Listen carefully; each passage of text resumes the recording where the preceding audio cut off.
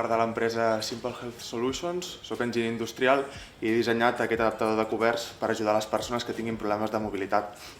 La principal diferenciació és la posició en la que subjecta el cobert respecte al palmell de la mà. Això fa que l'usuari pugui menjar amb molta més facilitat i a més redueix les tensions al que serien els músculs implicats. Si ens fiquem a analitzar l'objecte, l'adaptador, podem veure que té un cos d'ABS rígid, un nucli interior de silicona, que és la part on es col·locaria el cobert, una corretja i, per acabar, un pes desequilibrat.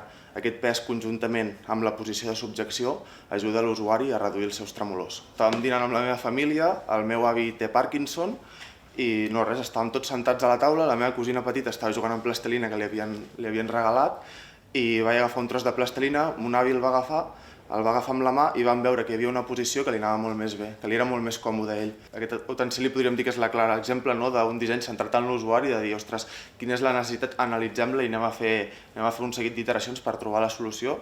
Estem fent el mateix, estem recopilant moltes informacions, molts problemes que tinguin la gent, els estem analitzant i en un futur estem preparant ja diferents línies de treball per començar a tirar endavant diferents projectes.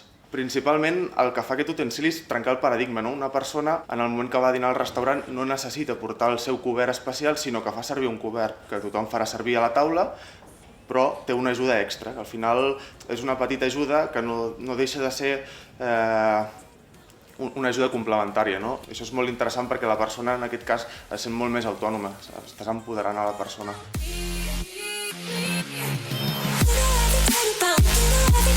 Bum,